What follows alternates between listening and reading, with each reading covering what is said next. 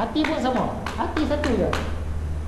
Sebab hati ni dia pemerintah kepada badan kita, dia raja. Kalau ada 3 raja dalam badan kita, dia rosak. Rosak binasa. Itulah salah satu jawapan yang sempat kita terfikir. Sebab soalan tu pun tak pernah dengar. Boleh dia tanya, kenapalah kita ni Tuhan bagi satu hati ya? Tak boleh lebih.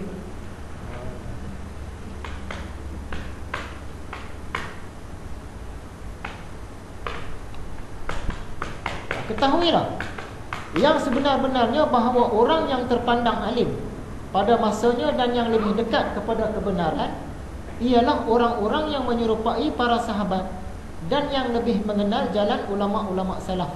Maka dari mereka lah hendaknya agama itu diambil. Kalau kita nak mencontohi orang, yang terbaik kita contohi para sahabat. Itu zaman terbaik. Zaman tabi'in itu dah zaman kedua terbaik. Zaman pertama tu zaman Rasulullah lah. Zaman kedua terbaik zaman sahabat. Zaman yang ketiga terbaik zaman tabi'in. Lepas zaman keempat zaman tabi'in. Lepas tu tabi'in. Sampailah zaman kita. Jadi contoh yang terbaik kita ikut yang sahabat. Itu contoh yang terbaik. Jadi salah satu contoh daripada zaman sahabat ni, para sahabat dia tak berpanjang-panjang dalam isu khilaf, isu yang ada perbezaan pandangan. Contohnya Nabi Muhammad pesan para sahabat yang nak pergi ke Bani Khuraizah ni, kamu semua semayang asar di Bani Khuraizah. Dah sampai sana baru semayang asar.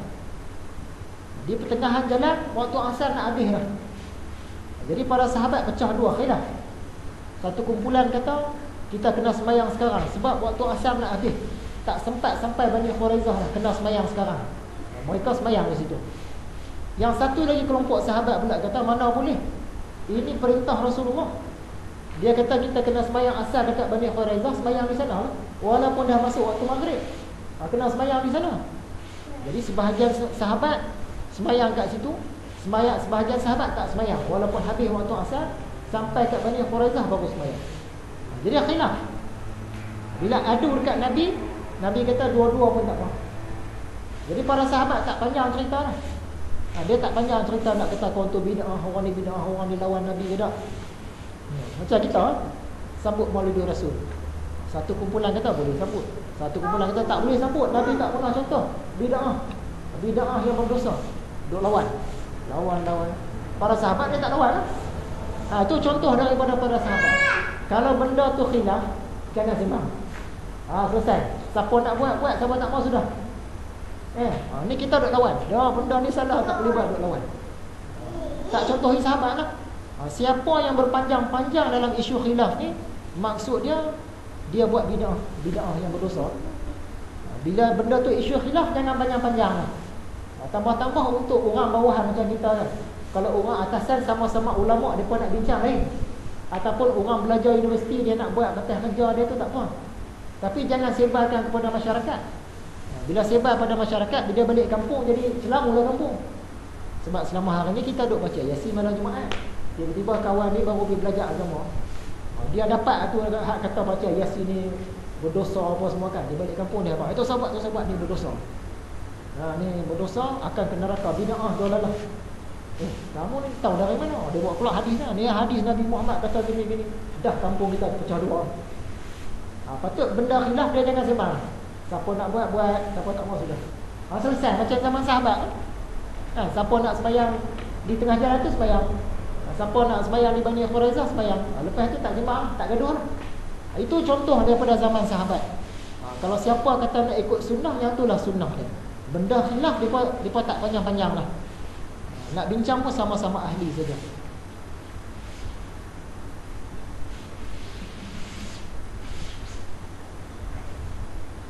Kerana itulah berkata Sayyidina Ali, yang terbaik dari kita ialah yang lebih mengikut agama ini. Perkataan Sayyidina Ali ni, dia nak jawab pertanyaan orang. Satu ketika Sayyidina Ali dia ada kedua satu keputusan. Orang kata sahabat yang lain tu kata keputusan dia lain, maksud dia dah khilaf. Jawab Sayyidina Ali, yang paling baik ikut yang agama. Ikut yang agama ni. Tapi dia tak pula attack orang sana ni. Dia tak attack kita apa keputusan kamu salah. Dia tak attack, dia khilaf. Bila khilaf, dia raikan pandangan orang sana. Macamlah Imam Syafi'i. Bagi Imam Syafi'i, kita kena baca khunut masa subuh. Tapi Imam Abu Hanifah dia kata khunut tak payah, tak boleh baca. Masih berkhilaf. Jadi Imam Syafi'i bila dia pergi ke tempat ramai orang pengikut Imam Hanafi, dia pergi sana, dia jadi imam. Ramai tu imam. Padahal orang tahu dia mazhab Syafi'i, yang nak mengikut ni mazhab lain. Dia pun jadi imam subuh. Masa dia jadi imam subuh tu, walaupun dia kata sembahyang subuh ni kena baca khunut, tapi hari tu dia tak baca. Dia tak baca. Walaupun ikut mazhab dia kena baca, hari tu tak baca. Orang pun heran, kenapa tu imam tak baca doa khunut? Kita sebab dia raikan orang-orang mazhab yang khunut tak baca. Tu style ulama dulu. Dia tak ada lawan. Kalau zaman sekarang ni kalau kita mazhab Syafi'i, kita duk tikai, tak baca ni tak boleh, kena baca. Contohlah. Yang belah sana pula kata tak boleh baca. Ni hadis sandaran Nabi Muhammad, yang Nabi Muhammad bukan buat sampai berterusan. Duduk bergaduh. Bila bergaduh dia tak selesai. Kalau 700 tahun dulu bergaduh isu khilaf tak ada jawapan, kita bawa ke 700 tahun akan datang pun tak ada jawapan juga. Lebih baik kita jangan bawa ke dalam masyarakat. Kalau benda tu khilaf, siapa nak buat, tak mau sudah. Jangan bergaduh. Maka tidak layaklah untuk berkeberatan menentang orang masa sekarang, orang zaman Imam Ghazali. Sebab zaman tu orang dah banyak buat bid'ah-bid'ah yang kita sebut di depan tadi tu. Jadi kata Imam Ghazali tak usah takut, kita lawan benar. Sebab kita nak mencontohi para sahabat. Yang orang sekarang walaupun ulama majoriti kata yang ni lah yang betul, tak betul, kita lawan juga. Sebab kita ikut yang sahabat. Itu ringkasan. Sebab itu Al-Hasan berkata, dua orang yang mengada-adakan dalam Islam. Ni yang buat bid'ah ni. Benda tak ada, dia buat ada.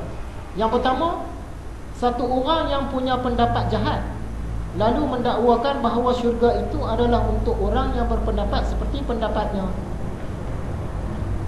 Ini contoh dia, baru-baru ni ada pula satu ajaran lagi. Nama dia ajaran Imam Ahmad Al-Hasan Al-Yamani. Dia asal daripada grup-grup Syiah.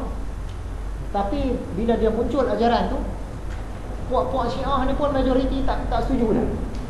Dia datang daripada Syiah, tapi puak-puak Syiah pun kebanyakan dia tak setuju dengan dia. Dia kata ni bukan Syiah, ni lain. Padahal dia datang daripada Syiah.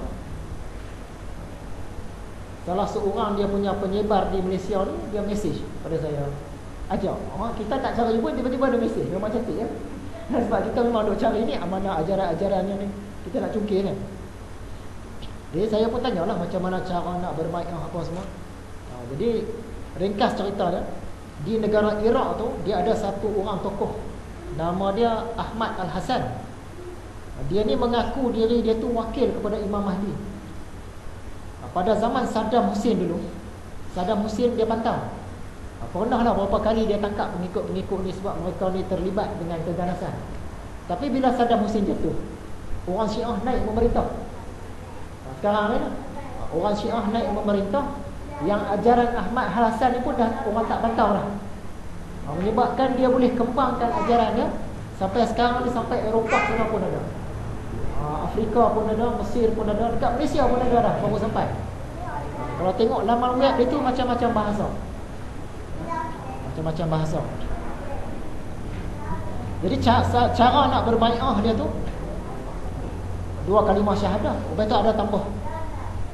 Untuk Allah satu, macam kita lah. Untuk Nabi Muhammad satu. Yang ketiga tu untuk Sayyidina Ali. Yang keempat untuk Imam Ahmad Al-Hasan. 4 cara nak bai'ah. Lepas tu kena mandi. Ada mandi taubat atau mandi apa entah. Lepas tu kena sujud syukur. Itu kira berbai'ah lah dengan imam dia tu.